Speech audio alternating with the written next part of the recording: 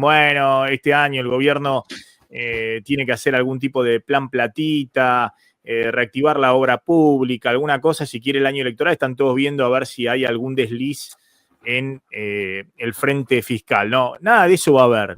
Antes de comenzar, una sugerencia. Suscríbete ahora a Play en el botón de suscripción o en el link debajo del video. Ahora sí, comencemos. Es decir, esa no es la idea, ese no es el programa, es evidente cómo está armado. El tema de la reactivación de la obra pública, veremos si algunas provincias reactivan algo la obra pública, si tienen algo de espacio, pero no va a ser el esquema del gobierno. Es más, tiene que seguir con el ancla fiscal. Y como este año nos sigue licuando a las jubilaciones, y hay que ver si puede seguir licuando muchos salarios públicos, no hay mucho espacio.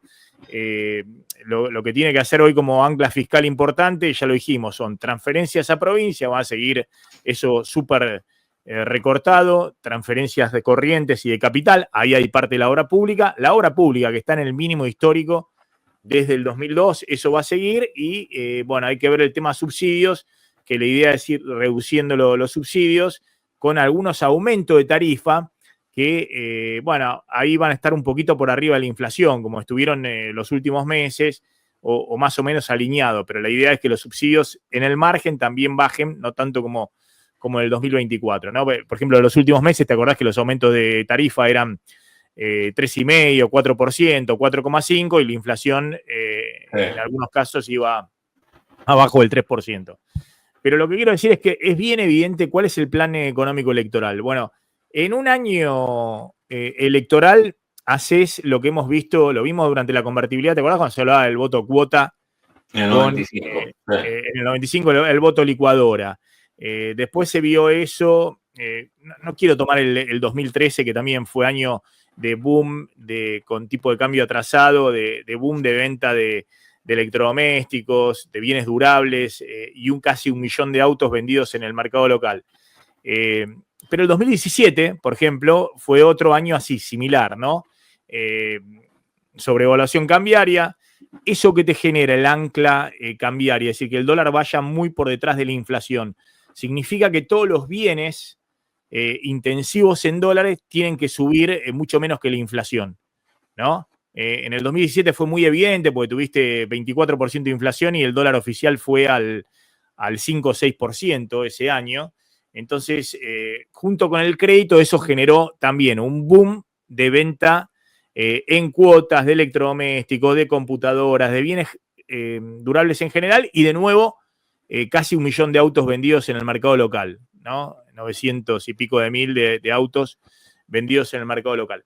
Bueno, la apuesta del gobierno este año también es el plan económico electoral, no porque el plan esté hecho solamente para ganar las elecciones, sino que viene con ese esquema, el programa económico de desaceleración de la inflación.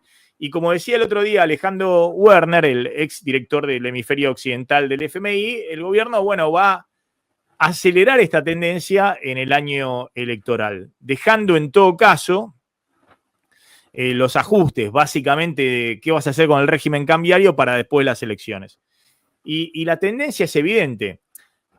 Ha habido en los últimos días una serie de medidas que apuntan a fortalecer la posición del gobierno desde el punto de vista económico en el año electoral.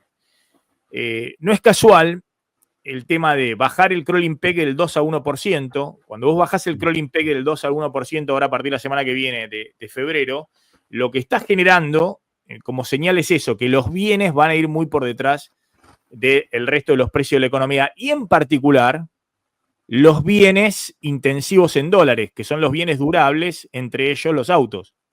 Es decir, que tendrían que subir mucho menos que la inflación, tendrían que subir a lo sumo el crawling peg.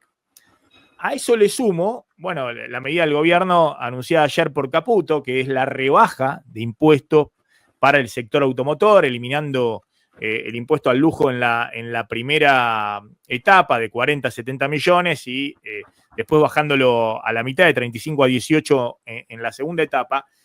Vos lo que generás con eso, más el esquema este de permitir importar unos 50.000 autos prácticamente sin aranceles, es decir, con incentivos fiscales adicionales, básicamente con el tema de que sean híbridos o eléctricos, es decir, para energías limpias, Pero básicamente con eso, que es 10% del mercado, 50.000 autos, el mercado que vas a tener este año, más o menos, bueno, un impulso adicional a la compra de bienes durables.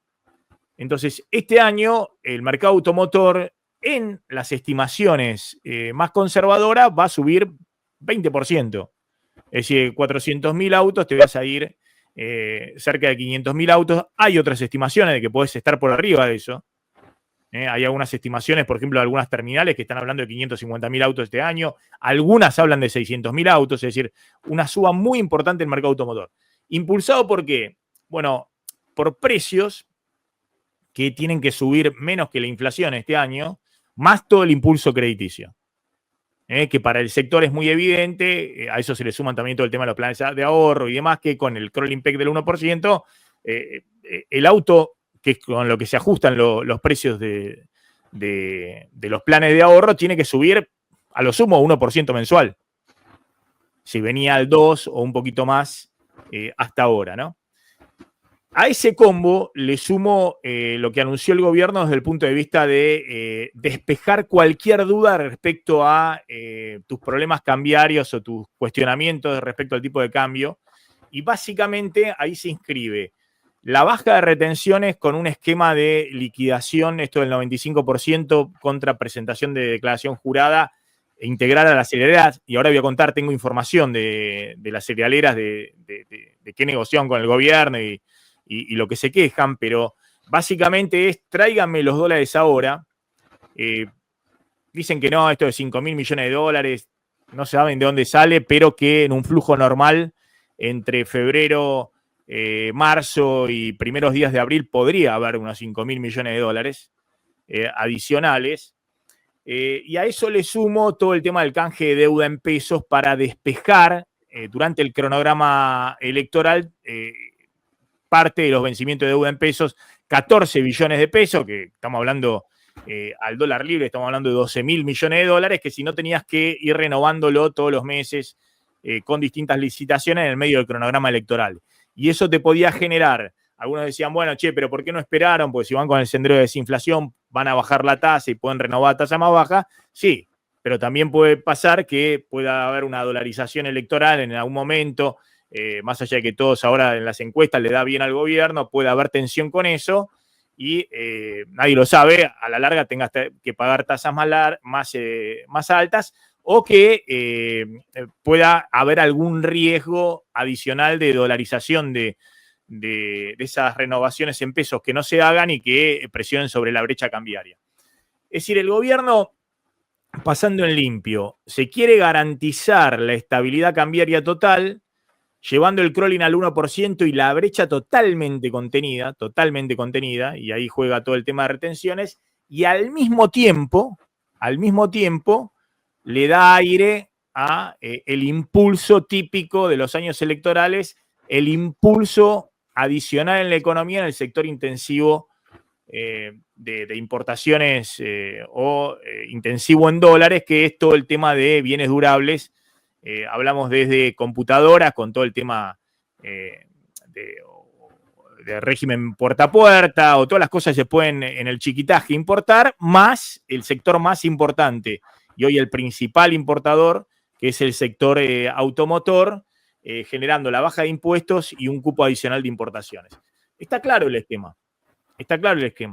Y la verdad que si no se te mueve el ancla cambiaria, es decir, si todos te creen el 1% este año y no se te mueve la brecha, y bueno, vamos a tener el impulso, el efecto riqueza en dólares que generan todos estos programas adicional al crédito y que en general están muy asociados a buenas performances electorales de los gobiernos, que siempre que conserven. Ahora, después de las elecciones, otra película. Porque, como decía Werner, muy probablemente el FMI te acompañe este año en tu esquema transitorio, el año electoral, por ahí te pueda hacer algún acuerdo que te permita refinanciar vencimientos de este año, te dé eso o un poquito más, pero te diga, te espero en 2026 después de las elecciones para hacer algo más largo, y por eso el gobierno se garantiza de los dólares antes que nada, ¿no? Con la baja de retenciones que no lo tenía en los planes hace 2 semanas, antes de empezar las negociaciones con el fondo, y que curiosamente, en medio de las negociaciones con el fondo, Caputo, que había salido a contestarle a los gobernadores, a la mesa de enlace y a todos, a decir que el tema de la baja retención había que llevar tiempo y demás, un día sorpresivamente sale y las anuncia. Bueno, ese es un poco el esquema. Ese es un poco el esquema. Paso 2 informaciones y te dejo, Claudito, con el invitado respecto a lo que hablamos de la baja de retenciones y cómo impacta en el sector y si efectivamente las cerealeras van a acercar o no los dólares que espera el gobierno. Me dicen, bueno, que estaban duras las cerealeras con este tema porque esto implica aumentar el endeudamiento de las compañías, ya sea con sus casas matrices o con el mercado local, ¿no? Con el créditos en dólares para prefinanciación de exportaciones, porque es la única forma de integrar el 95% de los dólares en el momento que vos haces la declaración jurada de exportación. Exportaciones algunas que se hacen a los 30 días, pero otras cosas que se hacen dentro de 3 meses, de 4 meses. Entonces, ahí me dicen, hay distintas versiones que llegaron a un acuerdo, que bueno, que no, que todavía, pero ojo que las cerealeras dicen que hay un esfuerzo financiero de los créditos que puedan tomar del exterior, porque obviamente son créditos que se toman, no sé, a 5% anual en dólares, ¿no? O de prefinanciación de exportaciones, ¿no? Que me dicen que el tema de prefinanciación de exportaciones, que en realidad son los argendólares, son los dólares de acá, depositados en el sistema financiero local, bueno, que no es la idea del gobierno, que el gobierno quiere los dólares de afuera, quiere que traigan los dólares de afuera, ¿no? Que los dólares los traigan con endeudamiento afuera, pero que las empresas, las cerealeras incluso, tienen techos de deuda que no pueden superar con sus casas matrices o con sus financiadores en el exterior, ¿no? Y que eso es un problema, además de la contingencia de anticipar tantos dólares, y todo eso debe ser cubierto con el precio al productor. O sea que empiezan a abrir el paraguas, y eso es lo que va a haber que mirar en los próximos días, de cuánto le va a mejorar el precio al productor. Si efectivamente, poniendo grosso modo, le mejora 10% el precio al productor, que era más o menos lo que estaban viendo para que suba unos 28 dólares o 30 dólares el precio al productor, o si parte se lo come el costo financiero que dicen las cerealeras que es lo que tienen que pagar por esta anticipo de dólares que le está pidiendo el gobierno, porque directamente dicen así, que el gobierno nos está pidiendo anticipar dólares y nos está pidiendo que nos endeudemos con el exterior trayendo los dólares. Entonces, ahí ven que, bueno, y por ahí el precio del productor en vez de aumentar 10%, aumenta 5%. Y si eso ocurre, hay que ver qué hace el productor. Si efectivamente van a aumentar el flujo de ventas de los granos o no. Hay efectivamente, calculan entre 6.000 y 8.000 millones de dólares de cosecha remanente, esta de la pasada y la anterior. Y bueno, obviamente este esquema de crawling peg, donde vas al 1% mensual y además con este esquema de tasas, y tenés un incentivo para vender ahora, porque si no, si estos siguen con este esquema hasta junio, bueno, el que venda en junio va a recibir menos dólares del que venda hoy, ¿no?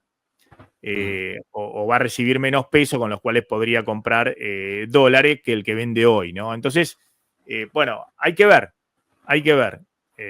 Pero es una apuesta fuerte del gobierno para cerrar todo este esquema y básicamente garantizarse ya la marcha crucero del plan económico electoral y no tener sorpresa o contratiempo, bueno, en un mundo que es volátil.